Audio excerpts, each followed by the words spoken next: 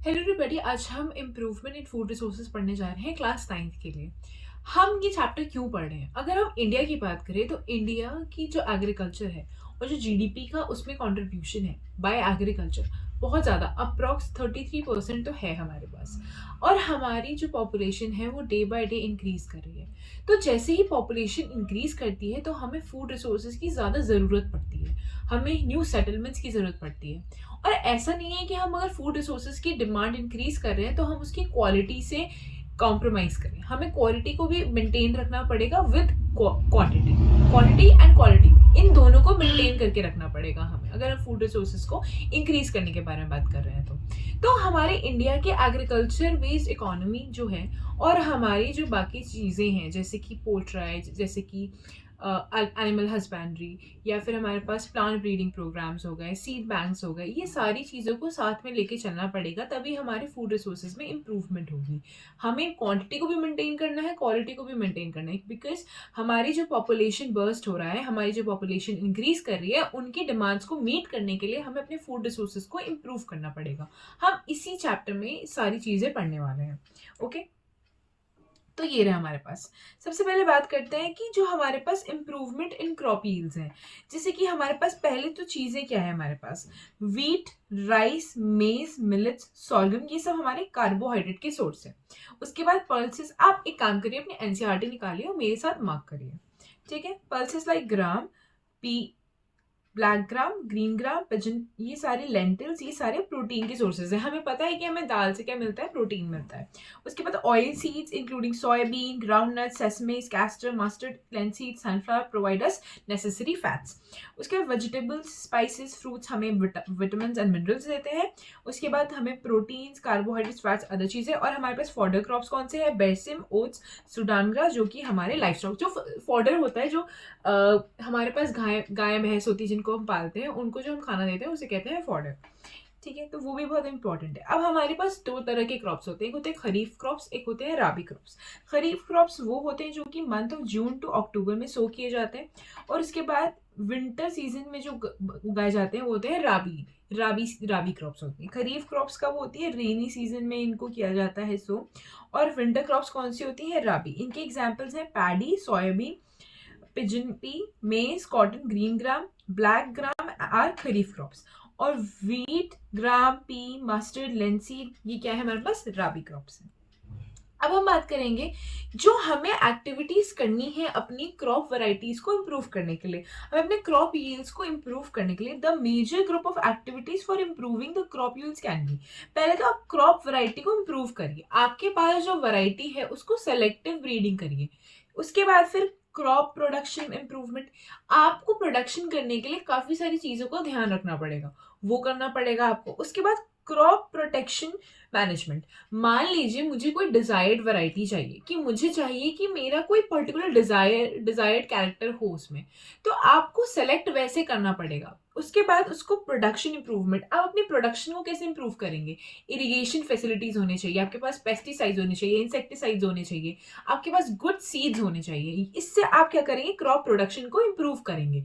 But crop को आपने procure कर लिया, आपने क्रॉप को ले लिया, जब वो आता है, जब सीजन आता है वहां पे, तो आपको अपने क्रॉप को प्रोटेक्ट भी करना पड़ेगा। अगर आप क्रॉप को प्रोटेक्ट नहीं करेंगे तो क्या होगा, आप क्या हो सकता है, कभी कभी वो खराब हो जाए, या फिर कोई इंसेक्ट्स वगैरह उन पर आ जाए, या डिजीज हो जाए आपके क्रॉप्स को। तो इन सारी चीजों का ध्यान रखने के लिए हम 3 स्टेप्स में बांटा है इसको। सबसे पहले क्रॉप वैरायटी इंप्रूवमेंट पढ़ रहे हैं। Variety or strains of crops can be selected by breeding for various useful characteristics such as disease resistance, response to fertilizers, product quality and high yields. अब crop variety improvement में हम क्या बात कर रहे हैं, मान लो मुझे कोई desired character चाहिए, कोई प्लांट की हाइट बहुत अच्छी है, मुझे वो हाइट चाहिए, तो मैं अब सेलेक्टिव ब्रीडिंग करूंगी। मैं अब क्या करूंगी, सेलेक्टिव ब्रीडिंग करूंगी। Hybridization is again a concept. मान लो मेरे पास दो चीजें हैं, एक मान लो मेरे पास दो प्लांट्स हैं, एक की मुझे हाइट चाहिए, वो बहुत अच्छी हाइट का प्लांट प्रोड्यूस कर रहा है, एक का मतलब लेट्स से कि कोई फ्लावर कलर या कुछ भी है उसको प्रोड्यूस करना है, तो मैं उन दोनों को मिला के फिर उनको उन दोनों प्लांट्स के साथ क्रॉसिंग ओवर कराऊंगी, दोनों प्लांट को हाइब्रिडाइज करूंगी। या hybridization not just for plants, हम एनिमल्स में भी कर सकते हैं, ठीक है। तो hybridization refers to the crossing between genetically dissimilar plants. आप क्या कर सकते हैं, डिसिमिलर प्लांट्स की, जैसे कि मान लो मेरे को दोनों के कैरेक्टरिस्टिक्स कुछ पसंद आ गए, अब मैंने उन दोनों को क्रॉसिंग ओवर करा दिया, यानी कि मतलब मैंने उनका क्या किया, सेक्सुअल रिप्रोडक्शन के लिए वो मतलब डिजायर्ड पोलन ग्रेन्स जो होंगे वो स्टिग्मा पे पहुंचाए। उसके बाद इसी को कहते हैं हाइब्रिडाइजेशन, ठीक है। This crossing over may be between different varieties, हो सकता है कि डिफरेंट वैरायटीज के बीच में हो, या बिटवीन टू स्पीशीज के बीच में हो सकती है, या फिर दो डिफरेंट जीन के बीच में भी होती है।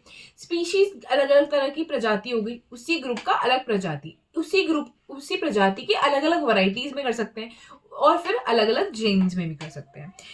Another way of improving crop is producing a gene that would provide the desired characteristic. This is called genetically modified crops. हम ये genetically modified crops ही बना सकते हैं। उसमें हम एक तरह का क्या करते हैं, हम एक तरह का व्हीकल डिसाइड करते हैं, उसमें वो जो भी जीन्स हैं हमें चाहिए वो उसके अंदर डालते हैं, डीएनए वगैरह उसको इनकॉर्पोरेट करते हैं उसके साथ, और उसको फिर पहुंचाते हैं हम प्लांट या फिर जो भी प्लांट है उसमें पहुंचाते हैं।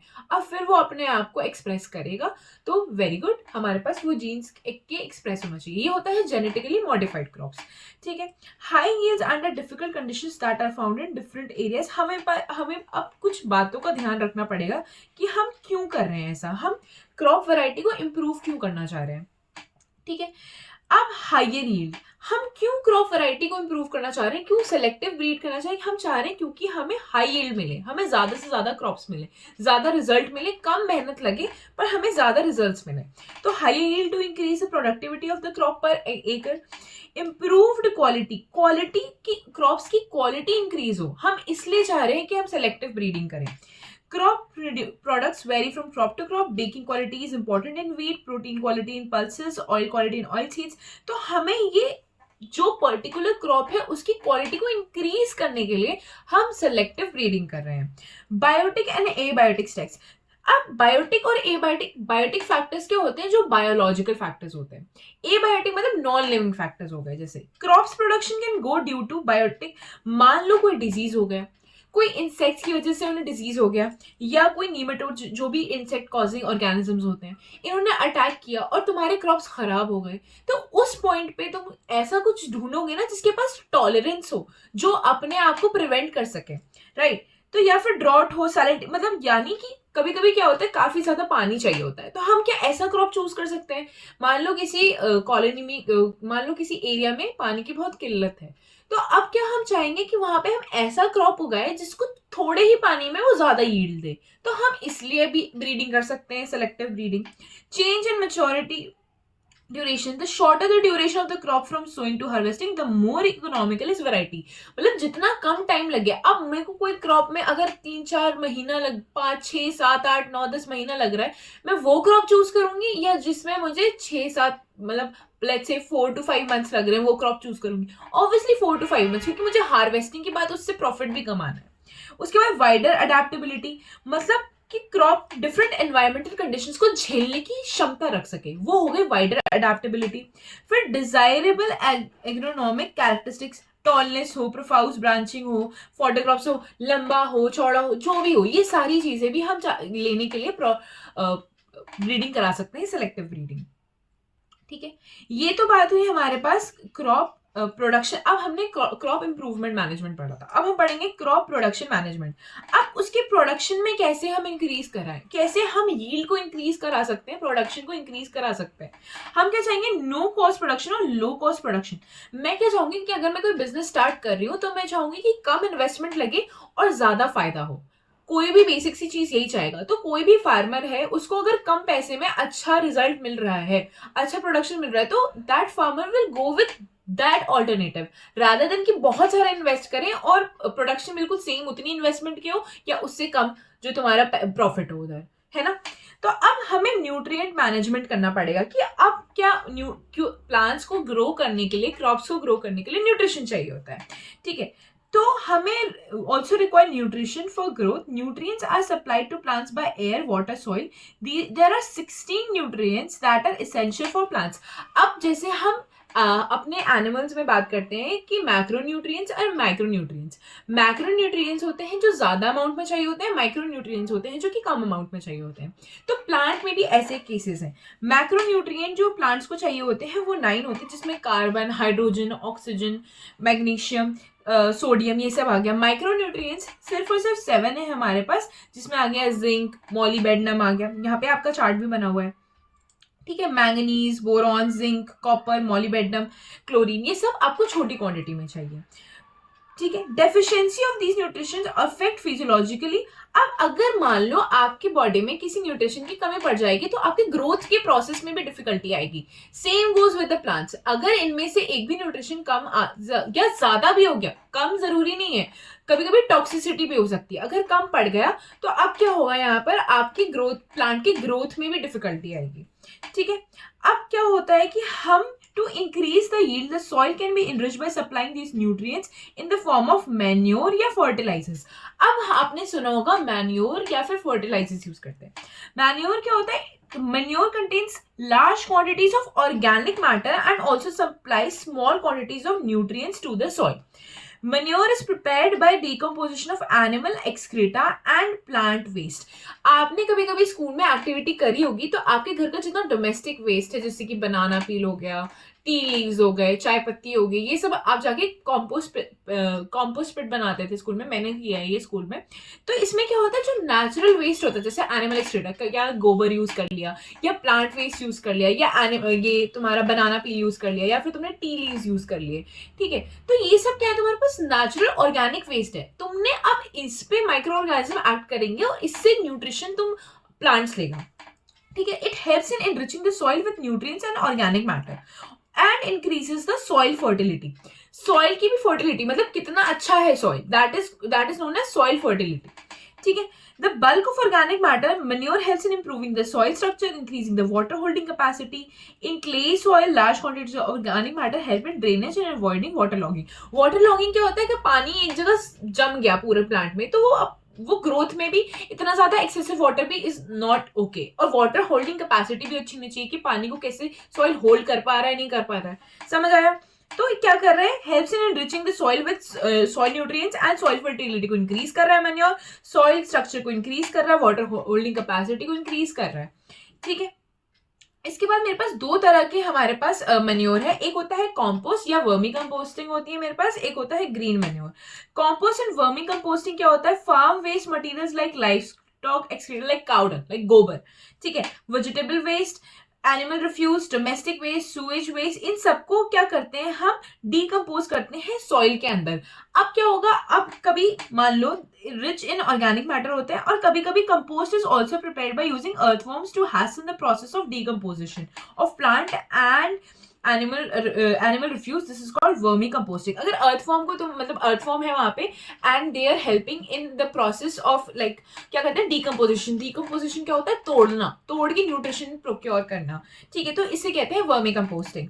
अगर मेरे पास सेकंड है ग्रीन मैन्योर। ग्रीन मैन्योर क्या है, prior to the sowing of the crop seeds some plants like sun hemp और guar are grown and then mulched by plowing them into the soil।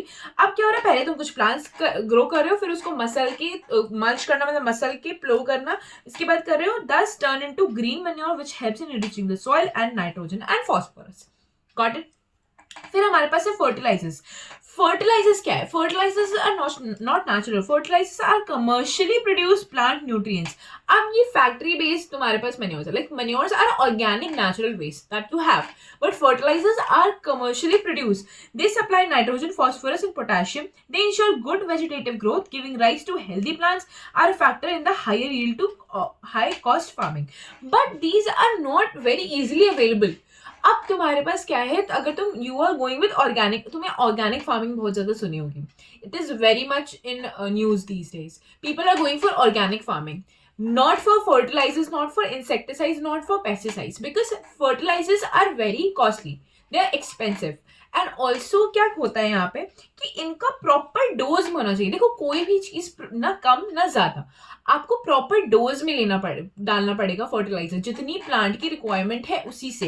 And observing pre and post application precautions, आप कभी अगर ज्यादा fertiliser डाल दो तो it can also क्या कर सकता है, interfere with the soil fertility, soil fertility को खराब भी कर सकता है। ठीक तो कर रहा है पर खराब भी कर सकता है, राइट। तो it can destroy the soil fertility because the organic matter in the soil is not replenished and micro organism in the soil are harmed by the fertilisers.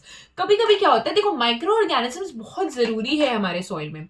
अगर फर्टिलाइजर ज्यादा अमाउंट में हो गए तो क्या हो सकता है कि उन माइक्रो ऑर्गेनिजम्स को अभी हार्म पहुंच सकता है, ठीक है। अगर उन माइक्रो ऑर्गेनिजम्स को हार्म पहुंच गया तो ये हमारे नेचुरल जो साइकिल है उसको इंटरफेयर करेगा और फिर सॉइल फर्टिलिटी पे अफेक्ट आएगा, वो भी एक नेगेटिव अफेक्ट आएगा, ठीक है। अब हमारे पास organic farming is a farming system with और no use of chemical as fertilizers, कोई केमिकल फर्टिलाइजर्स यूज नहीं होते। Organic maximum input of organic manures, recycled farm waste, biogen such as culture, blue green algae भी use किया जाता है, bio fertilisers बनाए जाते हैं, नीम लीव्स, टर्मरिक स्पेशली, ये सब यूज किया जाता है ताकि हमारे पास क्या हो, या फिर मिक्स क्रॉपिंग, इंटरक्रॉपिंग, ये सब भी की जाती है। इरिगेशन क्या है, most agriculture India is rain fade. Irrigation क्या है, पानी की सिंचाई होती है ना, ठीक है।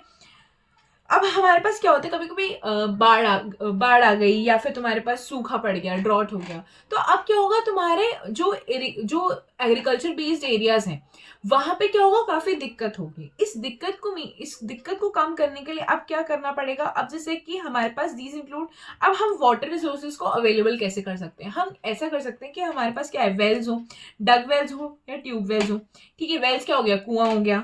Canals, this is usually an elaborate extensive irrigation system in which canals receive water from one or more reservoirs or rivers. The main canal is divided into branches canal, और ये सारी क्या करती है, fields में जाती है canals। उसके बाद river lift system in areas where canal flow is insufficient due to inadequate reservoir release. The lift system is more rational. Water is directly drawn from the rivers for supplementing irrigation. Directly water river से लेकर आते हैं। देखो कनाल में क्या है, river से connect किया जाता है कनाल्स को, फिर ये डिस्ट्रीब्यूट किया जाता है, अलग अलग जगह पे डिवाइड किया जाता है। बट अगर मान लो कि canal system is not sufficient, बहुत एडिकेट नहीं है यहाँ पे यूज करने के लिए हमारे पास, तो हम रिवर लिफ्ट सिस्टम यूज करते हैं। इसमें क्या होता है, आप डायरेक्टली वाटर ड्रॉ करते हैं कहाँ से, रिवर से, और फिर अपने इरिगेशन लैंड पे, इरिगेशन के पर्पज के लिए अपने फील्ड पे यूज करते हैं। या फिर आप टैंक्स रख सकते हैं। These are small storage reservoirs which intercept and store the runoff of small catchment area. ठीक है। फिर हमारे पास हम क्रॉपिंग पैटर्न्स को इंप्रूव कर सकते हैं। Mix cropping is growing 2 or more crop simultaneously. मान लो कि तुमने वीट ग्राम या वीट मस्टर्ड को ग्रो किया। अब क्या होता है, मान लो कि एक क्रॉप फेल कर गया पर दूसरा क्रॉप का तो है ना कि वो ठीक है, वो ग्रो करेगा, उससे मुझे बेनिफिट होगा। तो ये होता है हमारे पास क्या, ये होती है हमारे पास मिक्स क्रॉपिंग। ये क्या होती है, हमारे पास मिक्स क्रॉपिंग होती है। उसके बाद हमारे पास क्या होता है, intercropping is growing 2 or more crops simultaneously on the same field in the definite pattern. या तो आप alternate with few rows of second, for example soybean और मेज, या फिंगर मिलेट बाजरा और काउपी, ठीक है। अब तुम या तो इंटरक्रॉपिंग, देखो मिक्स क्रॉपिंग क्या है, तुमने साथ में ग्रो किया एक फील्ड पे, और इंटरक्रॉपिंग क्या है, एक एक पैटर्न में तुमने किया, ठीक है। क्या करता है, this ensures maximum utilization of nutrition supplied and also prevents pest and disease from spreading to all the plants belonging to one crop in a field. This way both crops are given better results. Different crops on piece of land in pre plant succession is known as crop rotation. इसको क्या कहते हैं, crop rotation. अब करते हैं crop protection management. अब हमने crop को प्रोटेक्ट भी करना है। ऐसा नहीं है कि हमने सिर्फ ग्रो कर लिया, इंप्रूव हो गया, नहीं, we have to take care of it, ठीक है। तो field crops are infested by large number of weeds, insects, pest, diseases. अब कभी कभी क्या होता है, डिजीजेस हो जाए, कभी किसी प्लांट को डिजीज हो जाए, कोई ऐसा इंसेक्ट है जो डिजीजेस कॉज कर रहा है। अब इन सब चीजों से प्रिवेंट करने के लिए तुम्हें उस चीज की भी केयर करनी पड़ेगी। Weeds are unwanted plants such as xanthium या पार्थेनियम ग्रास, ये सारी चीजें क्या है, तुम्हारे पास वीड्स हैं जो कि अनवांटेड प्लांट्स होते हैं, और ये क्या करते हैं, फालतू में सिर्फ इंटरफेयर करते हैं न्यूट्रिशन के साथ। जो प्लांट को न्यूट्रिशन मिल रहा है उससे इंटरफेयर करते हैं, बट किसी काम के नहीं होते हैं, ठीक है। इनको हटाना बहुत जरूरी है। दे या तो इन्हें they cut the root and stem leaf, they suck the cell sap from various parts of the plant and they bore into the stem. ये बहुत ज्यादा इफेक्ट करते हैं, या तो ये प्लांट की न्यूट्रिशन पैटर्न के साथ वो साथ में उसको इंटरफेयर करने लगते हैं। Disease in plants are caused by pathogen such as bacteria, fungi या फिर वायरसेस। ठीक है, weeds, insects and diseases can be controlled by various pesticides which include herbicides, insecticides and fungicides. Herbicides क्या होंगे? जो फालतू के तुम्हारे वो सब है। इंसेक्टिसाइड्स मतलब इंसेक्ट्स को मारने वाली जो तुम्हारे पास पेस्टिसाइड्स होंगे। फंजीसाइड्स जो तुम्हारे फंजाई को मारने वाले होंगे। These chemicals are sprayed on crop used for treating seeds and soil. However, excessive use these chemicals creates problems since they can be poisonous to many plants and animals. अब क्या होता है, ज्यादा भी नहीं मारना चाहिए, ज्यादा भी इंसेक्टिसाइड्स एंड पेस्टिसाइड्स यूज नहीं करने चाहिए। ठीक है, weed control methods are also included mechanical removal, या तो आप हाथ से रिमूव कर सकते हैं। Preventive methods such as proper seed bed preparation, sowing of crops, intercropping से ये सारी चीजें वीड कंट्रोल की जा सकती है। उसके बाद है हमारे पास स्टोरेज ऑफ ग्रेन्स। अब storage process in agriculture produce can be very high. आप स्टोर कर रहे हैं, मान लो चूहे वूहे आ गए, आपने गलत जगह स्टोर कर दिया, फिर क्या करोगे? तो biotic insects, rodents, fungi, mites and bacteria and abiotic जो हो सकते हैं कि मॉइस्चर एंड टेम्परेचर, आपने सही टेम्परेचर में उस क्रॉप को स्टोर नहीं करा, मॉइस्चर बहुत ज्यादा हो गया, वो खराब हो गया। These factors can cause degradation, quality loss in weight, poor germination, discoloration, ये सारी चीजें कॉज कर सकता है। ठीक है, उसके बाद है हमारे पास एनिमल हस्बेंड्री। एनिमल हस्बेंड्री क्या है? It is a scientific management of animal life stock. ठीक है, aspects such as feeding, breeding, disease control, includes cattle, goat. अब तुम क्या कर रहे हो? एनिमल हस्बेंड्री क्या है? तुम्हारे पास जो जैसे कि पोल्ट्री हो गया, जैसे तुम्हारे पास लाइफ स्टॉक क्या होता है कि जैसे तुम्हारे पास कैटल है, कैटल जैसे कि तुम्हारे पास गोट है, शीप है, पोल्ट्रा है, ये सारी तुम चीजें यूज कर रहे हो, इन सारे एनिमल्स को यूज कर रहे हो किसके लिए? किसी भी पर्पज के लिए। लेट्स से तुम अपना एग्रीकल्चर बेस्ड मतलब प्लोइंग के लिए यूज कर रहे हो, मिल्क के लिए यूज कर रहे हो। ठीक है, तो animal husbandry scientific management of animal life stock. ठीक है, increase the demand for milk, eggs and meat is also going up. जैसे जैसे पॉपुलेशन बढ़ रही है, मिल्क, एग्स, मीट, इन सबकी भी तो इंक्रीज कर रही है तुम्हारे पास। इसके बाद हमारे पास cattle husbandry is done for two purpose, या तो मिल्क है या तो draught labour for agricultural work. या तो मिल्क प्रोडक्शन के लिए कैटल फार्मिंग हो रही है, या तो ड्रॉट लेबर, जैसे कि तुम्हारी सिंचाई वगैरह करने के लिए वो प्लो की तरह वो नहीं होता, मतलब ऐसे करके वो गाय भैंस को आगे लेके जा रहे होते हैं। ठीक है, तो now such as tilling, irrigation, carting. Indian cattles belong to two, bos indicus cows, bos ये buffaloes. Milk producing females are called milch animals, while the ones used for labor are called draught animals. Milch animals and draught animals. We have two types, milch animals and draught animals. ठीक है, उसके बाद ये देखो, अब क्या होता है कि कभी कभी हम मान लो कि हमें जो क्वांटिटी ऑफ मिल्क को इंक्रीज करना है, तो हमें उस तरीके की स्पीशीज को यूज करना पड़ेगा। तो हम क्या करते हैं? मेटिंग, सेलेक्टिव मेटिंग करवाते हैं। अब क्या होता है? एग्जॉटिक जैसे कि जर्सी हो गई, ब्राउन स्यूज होगी, are selected for long lactation periods when local breeds like red, Sindhi, Sahiwal, इन सब के साथ अगर तुम मेटिंग करवा दोगे इनकी, मतलब जर्सी या ब्राउन स्यूज हो गई, इनके पास क्या होता है? Long lactation period, like long periods where they can provide milk. ठीक है, so this show excellent resistance to diseases. The two can be cross bred to get animals with both desired quality. ठीक है, साहिवाल और red Sindhi किसके लिए है?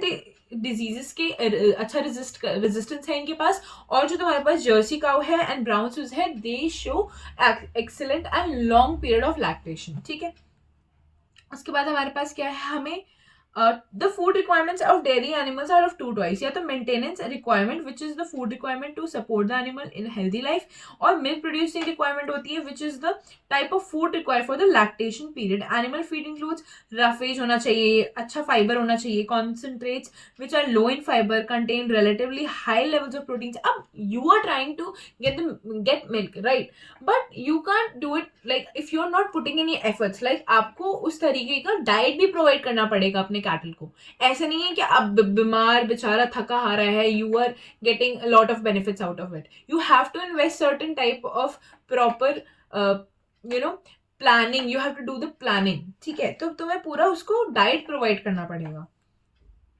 ठीक है, एक्सटर्नल, अब देखो एक्सटर्नल इंटरनल पैरासाइट्स होते हैं जो कैटल पे फीड कर सकते हैं, उसकी वजह से वो इंटरफेयर करेंगे तुम्हारे। Live on the skin and mainly cause skin diseases. Parasites like worms affect stomach and intestine. Flukes damage the liver. Infection diseases are caused by bacteria and viruses. Vaccinations are given to farm animals against many major viral bacterial diseases. अब क्या होता है, तुम्हारे जो farm को भी maintain करोगे ना, you have to clean the farm. ठीक है, जितना भी the animal excreta you have to take it all out. ठीक है, उसके बाद तुम्हें उनका प्रॉपर केयर करना पड़ेगा, उनके वैक्सीनेशन करवाना पड़ेगा, देखना पड़ेगा कि सही टेम्परेचर है या सही तुमने फैसिलिटीज प्रोवाइड कर रखी नहीं कर रखी. किसी को बीमारी हो गई तो अब तुम्हें उस कैटल को अलग करना पड़ेगा, वरना वो कैटल क्या करेगा, वो दूसरे में भी बीमारी फैल सकती है अगर ये एक कम्युनिकेबल डिजीज है तो. अब पोल्ट्री फार्मिंग क्या होती है, इनको domestic foul for eggs and produce. Poultry breeds are developed and farmed to produce layers of eggs and broilers for meat. The crossbreeding programs. अब हमारे पास क्या है, जो इंडिजिनस है वो असील है और एक्सोटिक ब्रीड है leghorn. Breeds for variety improvement are focused on develop new varieties. अब क्या होता है, ये number and quality of chicks को इंक्रीज करने के लिए, या dwarf broilers parent for commercial chick production, summer adaptation, capacity tolerance to high temperature, low maintenance requirements जिनके पास हो. हम वैसी ब्रीड्स चाहेंगे ना, हम थोड़ी ना चाहेंगे कि हम इतना खर्चा करें उस पर. Reduction in size of the egg laying bird and ability to utilize more fibrous cheaper diets formulated using agriculture byproducts. ठीक है, उसके बाद क्या है हमारे पास, egg and broiler production. Broiler chickens are fed vitamin rich supplements ताकि वो अच्छे तरीके से growth rate and better feed efficiency. इनके पास for good production good management practice are important. Temperature को मेंटेन करना पड़ेगा तुम्हें, हाइजीन को मेंटेन करना पड़ेगा. ठीक है, the housing nutrition and environmental requirements of broilers somewhat environmental requirements broilers are somewhat different from the egg layers. अब तुम्हें प्रॉपर टेम्परेचर मेंटेन करना पड़ेगा, डाइट मेंटेन करनी पड़ेगी, हाइजीन मेंटेन करनी पड़ेगी, ये सारी चीजों को दिमाग में रखना पड़ेगा. ठीक है, द रेशन क्या होता है, जो तुम्हारा राशन कहते हैं जिसको, for broilers is protein rich with adequate fat, जो विटामिन ए एंड के is kept in high quality in poultry feeds. ठीक है, उसके बाद हमारे पास क्या है कि वायरसेस इनको प्रोटेक्ट करना है. अब कभी कभी होता है ना कि चिकन तुम्हें मना करते हैं खाने के लिए क्योंकि बीमारी चल जाती है, कोई डिजीज हो जाती है, तो तुम्हें फ्लू फैल जा रहा होता है, कुछ भी हो रहा होता है कि चिकन नहीं खाना आप. ठीक है, तो इन सारी चीज़ों से अब क्या होता है, by viruses various parasite as well as form of nutritional deficiencies. क्या क्लीनिंग चाहिए, सैनिटेशन चाहिए, spraying of disinfectants at regular intervals, appropriate vaccination होना चाहिए. ठीक है, इन सारी डिजीजेस से प्रोटेक्ट करने के लिए. फिर हमारे पास फिश प्रोडक्शन है. फिश क्या है, cheap source of animal protein है. ठीक है, हमें ये फ्रॉम नेचुरल रिसोर्सेज भी मिल सकती है जिसे हम कहते हैं कैप्चर फिशिंग, और हम इसे कल्चर फिशरी भी कर सकते हैं, या तो कल्चर कर सकते हैं हम. ठीक है, अब the water sources of can be इधर सी वाटर या फ्रेश वाटर से ले सकते हैं. कैप्चर भी कर सकते हैं और हम कल्चर भी कर सकते हैं फिशेस का. मरीन फिशेस इंडिया, मरीन बहुत ज़्यादा हमारे पास सीज हैं जहाँ से हम फिशेस जैसे कि हमारे pomfret, tuna, sardines, Bombay duck, marine fishes are caught using kind of fishing nets. अब हमारे पास सब marine fishes of high economic value क्या, वो नहीं, म्यूलेट्स, बेटकी, पर्ल स्पॉट्स, शेलफिश, प्रॉन्स, ये सारे हो गए हमारे पास. ठीक है, अब कल्चर सिस्टम में क्या होता है कि 5 to 6 स्पीशीज को एक साथ एक ही फिश पॉन्ड में, जिनके पास अलग अलग फूड हैबिट्स हैं. अब ये नहीं कि एक ही हमने एक सारे के सारे एक ही तरह के वो डाल दिए फिशेस की जिनकी सारी की सारी फूड हैबिट्स एक, तो सब तो एक ही खाने पे टूटेंगे. तो और ये भी होता है कि कुछ फिशेस होती हैं कि बॉटम ड्वेलर्स होती हैं, कुछ होती हैं मिडिल में रहना पसंद करती हैं पानी में, कुछ होती हैं कि बिल्कुल अपर साइड में रहना पसंद करती है. जैसे catlas are surface feeders, rohus feed in middle zone, Mrygalus and common carps are bottom feeders, grass crabs feeds on weeds. तो हम इन सारे को साथ में कल्चर कर सकते हैं. ठीक है, अब हमारे पास inland fisheries, fresh water resources include canals, ponds, reservoirs and rivers, brackish water, इन सब में भी हम कर सकते हैं. Done combination with the rice crop so that fishes. अब कभी कभी ऐसा होता है कि जहाँ पे पैडी फील्ड्स होती हैं वहाँ पे कल्चरिंग शुरू कर देते हैं. Intensive fish farming can be done composite fish culture, both local and important fish species are used in this system. ठीक है, one problem with such composite that many of these fishes breed only during monsoon. ठीक है, so a major problem is fishing is the availability of good quality seed. उसके बाद हमारे पास आती है B keeping. B keeping में क्या है, देखो honey is very much use in cosmetics, you are using it for wax, you are eating for eating purposes, right. तो बी कीपिंग इसलिए बहुत low invest, since bee keeping low investment है और it can generate high income ठीक है। तो in addition to honey the bee hives are a source of wax, medicinal purpose है, तुम्हारे कॉस्मेटिक्स है, इन सब में यूज किया जाता है। जो कि है हमारे पास Apis cerana indica, commonly known as the Indian bee, एड रोस्टा, the rock bee, florea, little bee, Italian bee variety है हमारे पास, but to increase the yield of honey, commonly use for commercial honey production.